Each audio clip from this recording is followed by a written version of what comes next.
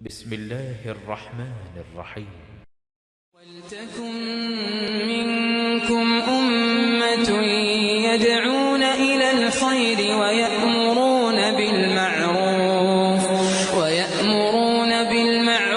وينهون عن المنكر وأولئك هم المفلحون.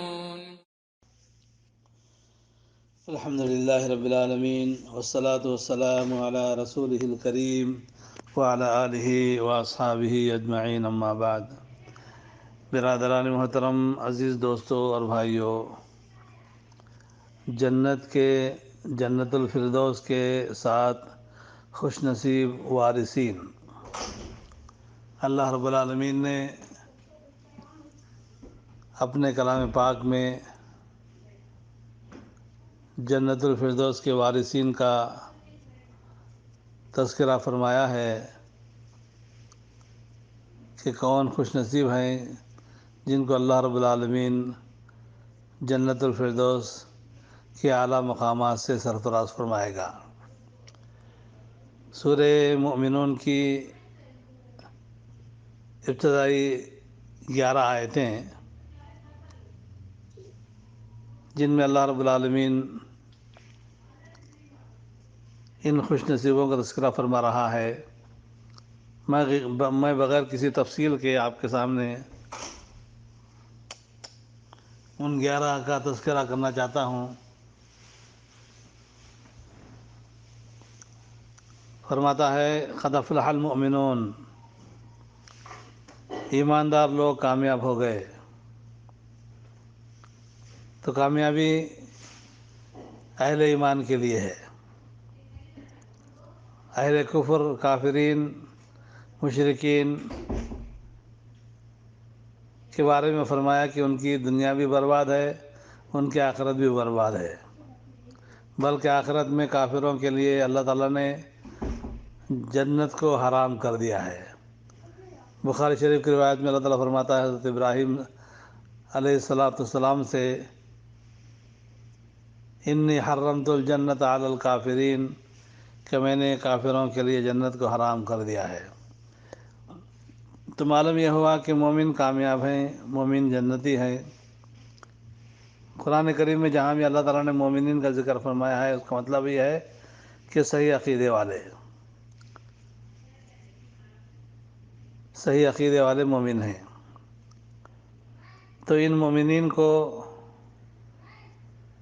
جہاں جنت کی خوشخبری سنائی گئی ہے، ان کے کام یا ان کی صفتیں بیان کی گئی ہیں۔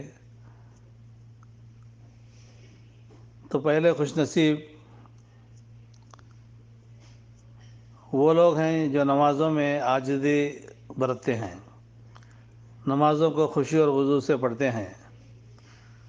فرماتا ہے الذین هم فی صلاتہم خاشعون، یہ سورہ مؤمنون کی آیت نمبر 2 ہے، یعنی جو اپنی نماز میں عاجزی کرتے ہیں۔ تو نمازوں کو خوشی سے پڑھنا، نمازوں میں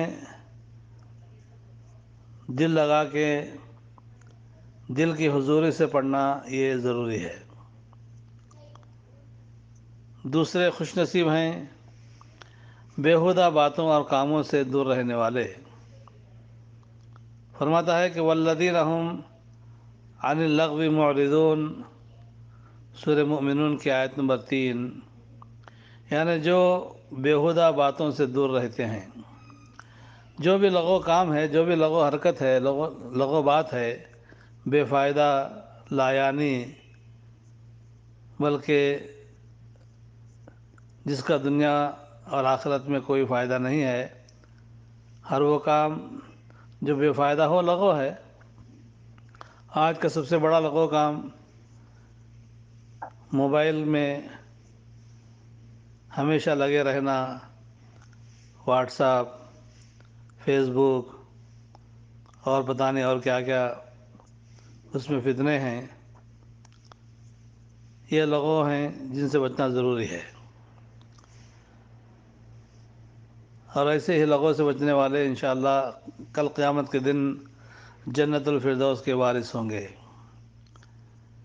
تیسرے خوش نصیب ہیں زکوٰۃ ادا کرنے والے۔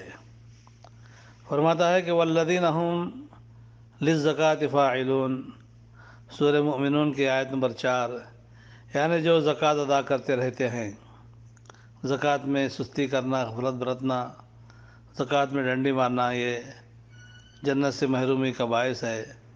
اس لیے ہم زکوٰۃ کی ادائیگی میں کوتاہی نہ برتیں اگر ہم جنت الفردوس کی وراثت پانا چاہتے ہیں۔ اگلے کلپ میں میں بتلاؤں گا کہ باقی اور کون خوش نصیب ہیں جو جنت الفردوس کے وارث ہیں۔ اللہ تعالی ہم کو ان کاموں کے بجا لانے والا بنائے۔ وآخر دعوانا الحمدللہ رب العالمین۔